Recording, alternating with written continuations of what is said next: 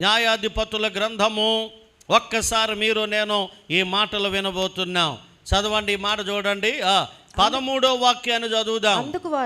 అందుకు వారు అలాగు కాదు, నిశ్చయముగా మేము నిన్ను చంపము గాని నిన్ను గట్టిగా కట్టి వారి చేతికి మేము అప్పగించేదమని చెప్పి రెండు కొత్త తాళ్ల చేత అతన్ని కట్టి ఆ బండ యొద్ద నుండి అతన్ని తీసుకొని వచ్చిరి అని ఉంది. ఎవరు తీసుకొచ్చారు? సంసోన్ని తీసుకొచ్చారు. తీసుకొచ్చిన వాళ్ళు ఎవరు? యూదులు. ఎంతమంది? 3000 మంది. ఎలా కట్టి తీసుకొచ్చారు? కొత్త తాళ్ళు. అది గుర్తుపెట్టుకోవాలి మీరు. సంసోన్ని ఆ బండ దగ్గర నుండి వాళ్ళు ఎలా తీసుకొచ్చారు అని అంటే, మాట్లాడండి అమ్మా, కొత్త తాళ్ళు. కొత్తది అంటే దాని ముందు అర్థం ఏంటది? పాతది అని అర్థం. పాత తాళ్ళు పనిచేయలేదు. ఎందుకని? పాత తాళ్ళు అయితే సిగుపోవచ్చు. సిగుపోవడం అంటే తెలుసా మీకు? తెలవదా? అందరూ ఇంగ్లీష్ మీడియం అనుకుంటా. పాత తాడు ఏమవుతుంది చెప్పండి? ఒక్కోసారి ఇలాగనగానే తెగిపోవచ్చు. కానీ సంసోన్ని పాత తాళ్ళు చేత తీసుకురాలేదట. ఎలా తీసుకొచ్చారు చెప్పండి? కొత్త తాళ్ళు. ఇవాళ మనోళ్ళు కొత్త బోధలకు అలవాటు పడిపోయారు, కొత్త సంగతులకు అలవాటు పడిపోయారు, కొత్త జీవితానికి అలవాటు పడిపోయారు. అర్థమైందా? సంసోన్ అనగానే మాకు బాగా తెలుసులేండి అంటున్నావు. ఇప్పుడు నీకు చెప్పినవి అని నీకు తెలుసా? ఇప్పుడు నువ్వు విన్నాయని ఆల్రెడీ నువ్వు ఎప్పుడైనా విన్నావా? ఒకవేళ విన్నా మరోసారి వింటే అన్న తప్ప, మరోసారి వింటే అన్న ప్రమాదమా, మరోసారి వింటే ఏమైనా లాసా? నేను లెక్క టీచర్గా ఒక్కొక్క లెక్క 2 సార్లు చెప్పేవాడిని. ఎందుకని? వాడికి అర్థమవుద్దని, వాడు తెలుసుకుంటాడని. మొదటిసారి కంటే రెండోసారి చెప్పేటప్పుడు ఇంకేమైనా డౌట్స్ ఉంటే వాడి క్లారిఫికేషన్ చేసుకుంటాడని.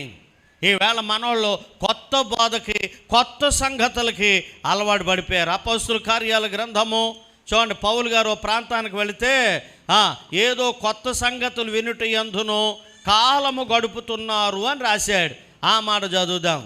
ఒక్కసారి ఆ మాట మన బైబిల్ గ్రంథంలో ఉంది. ఆ మాటలు మనం చదవబోతున్నాం. అపోస్తుల కార్యాల గ్రంథంలో చూడండి ఆ మాటలు మన బైబిల్లో చదువు. ఎన్నో అధ్యాయమా? 17:21.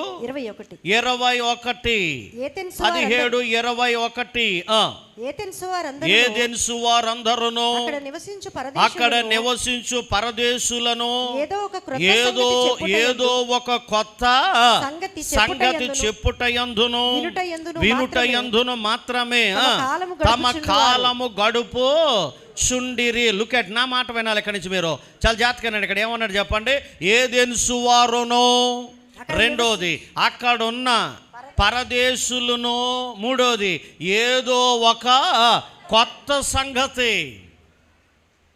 పాత సంగతులు వినేశారంట వీళ్ళు. కొత్త సంగతి, కొత్త బోధ. నా మాట విను. ఈ కొత్త సంగతి నిన్నేం చేస్తుందంటే ప్రభు దగ్గర నుండి ఏం చేస్తుంది? మనల్ని దూరం చేస్తుంది అన్నమాట. నేనేమంటానంటే నువ్వెన్ని కొత్త సంగతులు విన్నా ప్రభుతో కనెక్ట్ అయ్యేలాగా ఉండాలి తప్ప ప్రభుకి మనల్ని ఏం చేయకూడదు? దూరం చేయకూడదు. యేసు ప్రభుకు నిన్ను దూరం చేయకూడదు. నీ సహవాసానికి నిన్ను దూరం చేయకూడదు. నీ ప్రార్థనా జీవితానికి నిన్ను దూరం చేయకూడదు. నీ ఆత్మీయ జీవితానికి నిన్ను ఆ కొత్త సంగతి నిన్ను దూరం చేయకూడదు. నేను ఎవరో ఒక ఆయన చెప్తున్నాడు, ఏదే యూట్యూబ్లో మెసేజ్ వింటున్నాను నేను. ఆయన ఏమంటున్నాడంటే యేసు ప్రభు దేవుడు కాదు, యేసు ప్రభు దేవుడు కాదు, యేసు ప్రభు దేవుడిని అని బైబిల్లో ఎక్కడా చెప్పలేదు. యేసు ప్రభు కుమారుడు తప్ప, యేసు ప్రభు ప్రవక్త తప్ప, యేసు ప్రభు సాకలువాని సబ్బు తప్ప, యేసు ప్రభువు నిబంధన దూత తప్ప యేసు ప్రభు దేవుడు కాదు అని మొదలెట్టాడు. ఇప్పుడు విన్న మీరు అందరికి ఎలా ఉంటుంది చెప్పండి? ఇప్పుడు ఇదేంటి యేసు ప్రభు దేవుడు కాదంటాడు, ఏదో కొత్త సంగతి. ఆ సంగతి, ఆ మాటలు విన్న వాళ్ళందరూ ఏమవుతారు చెప్పండి? బండనే క్రీస్తు దగ్గర నుండి సంసోన్ని తీసుకెళ్ళిపోయినట్టుగా నిన్ను కూడా దెయ్యం ఏం చేయరు చెప్పండి? దేవుని నుంచి నిన్ను దూరం చేసే సంగతులు. ఈవేళ రకరకాల బాధలు వచ్చేసినాయి, రకరకాల ఉపమానాలు వచ్చేసినాయి, రకరకాల సంగతులు వచ్చేసినాయి. ఇవన్నీ కూడా ఏం చేస్తున్నాయి అంటే దేవుని నుండి దూరం చేస్తుంది సంఘాన్ని. ఇవన్నీ కూడా నీ విశ్వాసాన్ని, నీ ప్రార్థనా జీవితాన్ని, నీ ఆత్మీయ జీవితాన్ని ఏం చేస్తున్నాయంటే దేవుని నుండి ఏం చేస్తున్నాయి? ఇవన్నీ కూడా మనల్ని దూరం చేస్తున్నాయి. రీసెంట్గా ఒక ఆయన అంటున్నాడు, దశంభాగం ఇవ్వడం వాక్య విరుద్ధము. బైబిల్లో అసలు పరిశుద్ధాత్ముడే లేడు. ఇదేంటంటే పరిశుద్ధాత్ముడే లేకపోవడం ఏంటండి? ఒకవేళ బాప్తీసము, ఫలానా బాప్తీసమము, ఏదో కొత్త సంగతి, ఏదో కొత్త విషయం, ఏదో కొత్త బోధ చెప్పి మనుషుల్ని భ్రమ పెడుతున్నారో, మనుషుల్ని పాడు చేస్తున్నారో, మనుషుల్ని వాళ్ళ వైపు ఏం చేస్తున్నారు చెప్పండమ్మా? తిప్పుకుంటా ఉన్నారు. సంసోను జీవితం నాశనం అయిపోవడానికి కారణం కొత్త తాడే. సంసోను జీవితం నాశనం అయిపోవడానికి కారణం కొత్త సంగతే. ఆలోచించుకో. అన్ని బోధలు వినదగిన బోధలు కాదు, అందరూ చెప్పే బోధలు వినదగిన బోధలు కాదు, అందరూ దైవ సేవకులు కాదు, అందరూ కూడా దేవుని చేత పిలువబడిన వాళ్ళు కాదు.